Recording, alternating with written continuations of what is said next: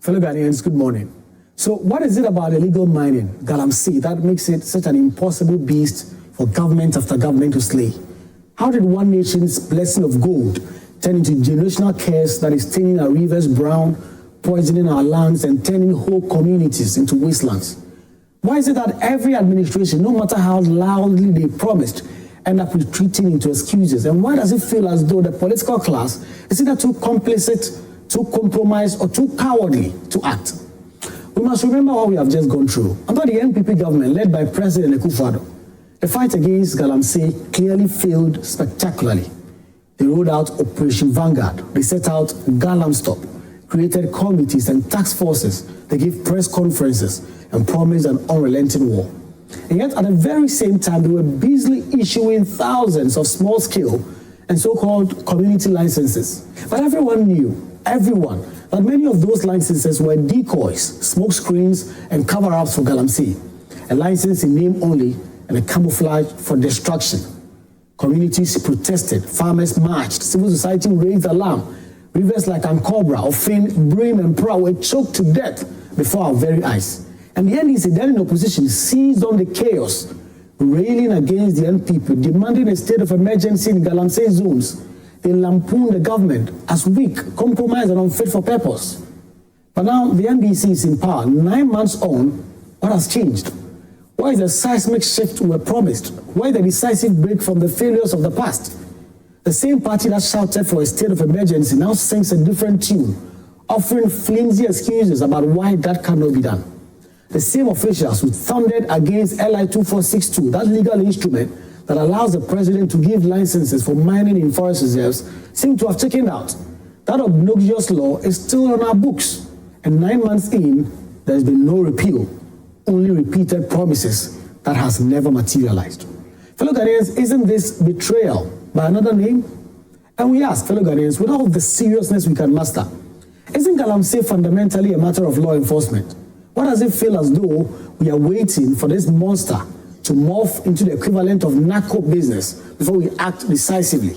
Why are we waiting for foreign criminal networks to burrow themselves so deep into this menace before we can come around the table and get to the point where we can truly fight galamsey? Already, almost every major water body is poisoned. The Birim again, Ankobra, Pra, Offin, Densu, they are no longer rivers. They are open sewers of mercury, cyanide, and filth. Communities still drink from them. Children still bathe in them. Farmers still use them to irrigate crops. And every day, more Ghanaians are poisoned. More families condemned to disease and early graves. Meanwhile, the Ghana Water Company Limited, GWCL, is crying. They are asking for an increase in tariffs because, as they say, galamsey has gotten them to a point where they cannot treat water as much as they can. And they are asking for you and I, the ordinary Ghanaian, to pay more. They're overwhelmed. Ordinary Ghanaians have to pay over 200% increase in tariff. That's what they're asking for. Why should poor citizens pay for a country that cannot deal with these matters? Inefficiency, complicity, and cowardice of successive governments. Why must we be those that pay for that? Why should we suffer higher tariffs because politicians and their business cronies are enriching themselves through galamsey? What then is the use of our entire national security architecture if we cannot deal with this?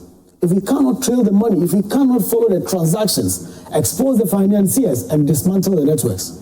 Do we expect anyone to believe that the Ghana Police Service, the National Intelligence Bureau, the National Security Ministry, which is now defunct, with the coordinator, the CID, the Financial Intelligence Center, do not know who are behind this illegal mining scourge? That they cannot trace the heavy machinery imports, the suspicious money inflows, the politicians and businessmen bankrolling this destructive enterprise? Fellow Ghanaians, they know. We all know they do know about this. The question is not knowledge, it is will. And will has been defeated by complicity. Will has been completely destroyed by greed. And so I might speak directly to you, Mr. President. You have been in office for 9 months. No one, not even your fiercest critics, expect you to end the 9 months what the last government could not fix in 8 years. But what the people expect is confidence, conviction, and courage. They expect to see a change in attitude, a seriousness that shows you are not repeating the same tired script. Instead, all we see is more of the same. Your government decision to ask the IGP to recall its anti-illegal mining team is a mistake. The police are in charge of enforcing the laws of Ghana. Why must they hand over authority to a so-called NIMOS, the National Anti-Illegal Mining Operations Secretariat, that no one truly understands?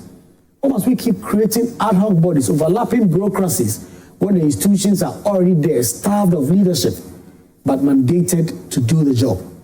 This is not strategy, this is avoidance. Mr. President, you have said this is your legacy term, that you will not contest again. Of course, you're not even qualified to contest, and so you want to leave a record that history will remember kindly.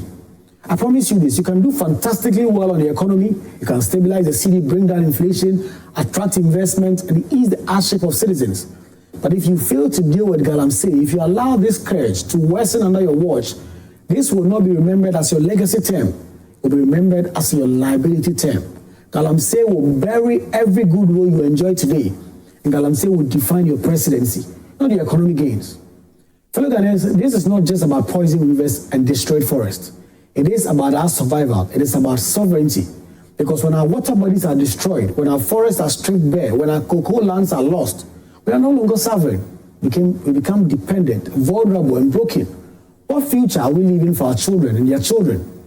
A future where rivers are dead, lands are buried, and whole communities have been displaced by greed? Is that a destiny we fought for in 1957? Is that an independence Kwame Nkrumah dreamt of? We need real action. We need prosecutions, not press releases. We need names, not whispers. We need to sue the big men and women bankrolling this illegal mining enterprise with handcuffs, not just poor boys with shovels. We need bulldozers crushing excavators, not politicians cutting sword on community mining schemes that are backdoors for galamsey. And we need soldiers and the police to enforce the law with courage, not colluding with criminals for brown envelopes under the table. And to the people, you and I, we too have a role. Communities must stop shielding those activities.